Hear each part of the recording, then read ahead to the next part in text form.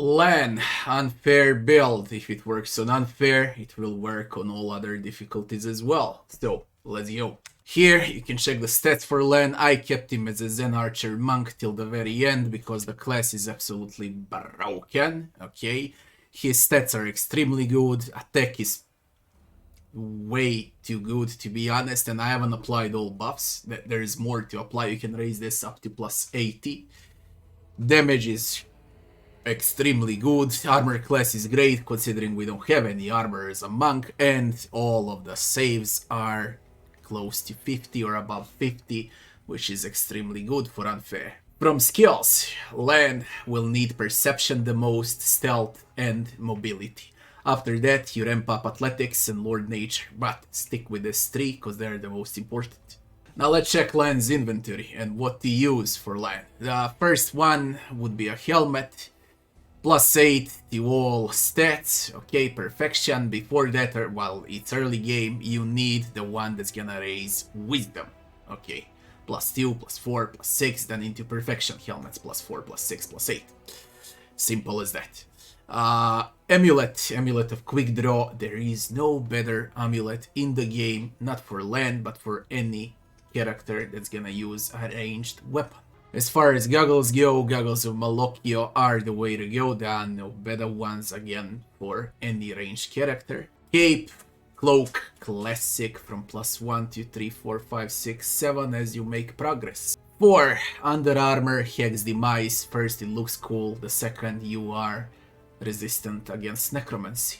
For the first ring, I took Merciless Shot because of a point blank. For the second ring, it's Ring of Guiding Star. If you open in a surprise round with Lann and hit someone, your entire party will benefit and get plus 3 to damage. For bracers, you will want to stick with everything that raises attacks, and lesser bracers of archery does that.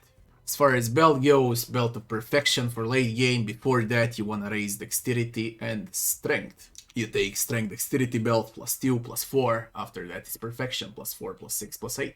For gloves, no better gloves than Surefire gloves. There's nothing to say about it. They apply piercing, they apply bleed. They're great when you play with a point blank. For boots, Sure-footing boots. First attack, ranged weapon. Scales with perception, absolutely OP for damage by the way, because Lann has huge perception.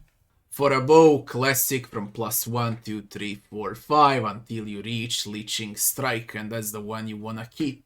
Lann's Mythic Leveling. The first one is no brain less stand, the second one would be weapon focus on a weapon you decide to play with, whether it's a longbow or a short bow. I recommend longbow.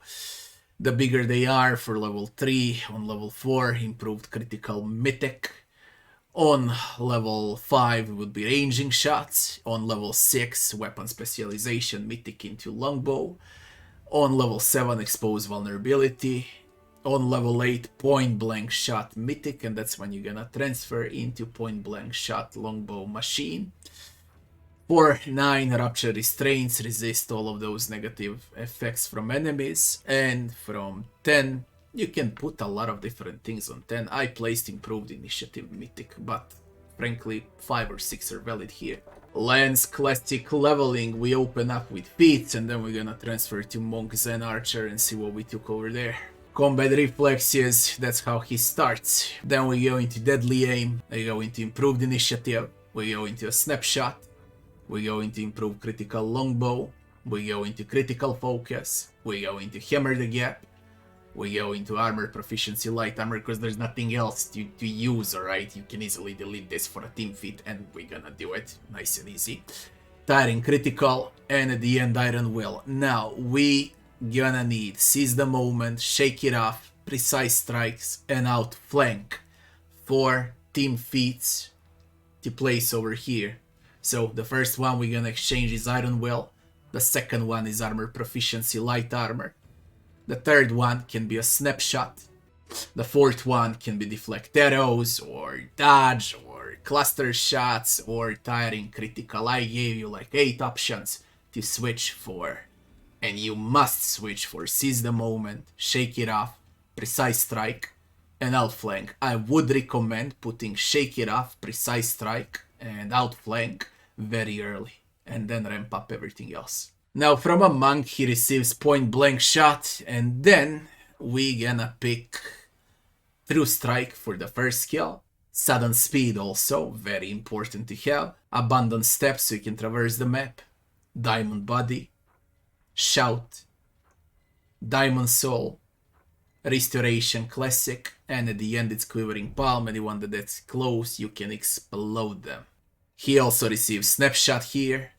From over here, we go with a Precise Shot. We go with Improved Precise Shot. We go with Cluster Shots, we go with Dodge, and we go with Deflect Arrows. I already said what you can switch for team feats from here and from over here. He is also gonna receive a Point Blank Master on a Longbow. Here you can check advanced stats, and off we go to abilities. I'm gonna hover everywhere here, pause when you need to, let's go.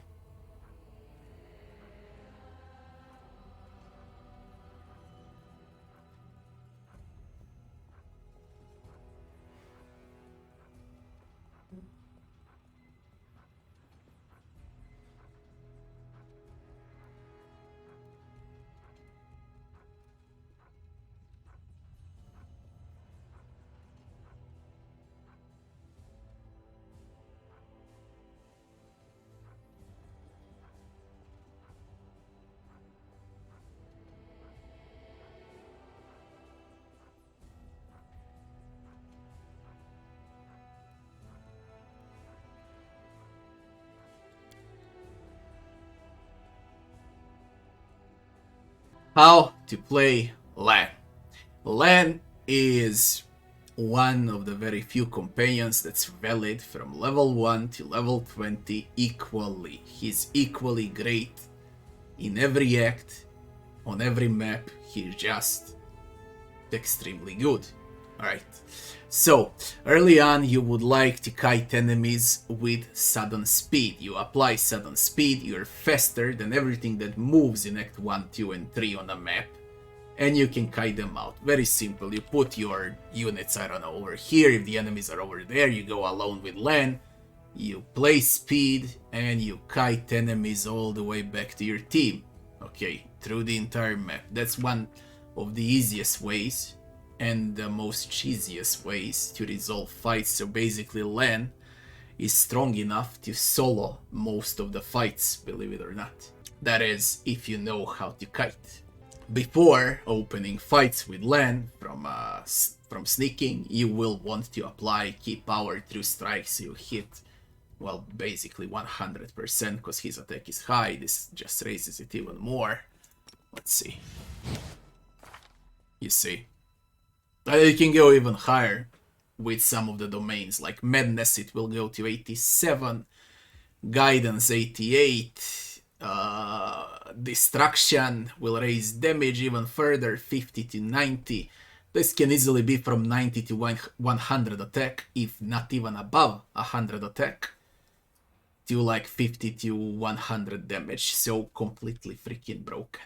Once and if it happens that enemies get way too close to Lann, you can consider using a Quivering Palm and try to explode enemy in front of you. This is a one-shot skill basically when it works, and if it works, it will work on hard and below. It won't work that well on unfair.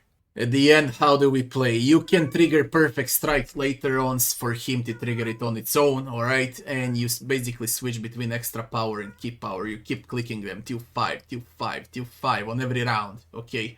While he shoots. That's about it, simple as that. What Lann provides for the team is speed, utility, a lot of good skills, okay? Including the most important one being Perception. You won't miss a thing on a map.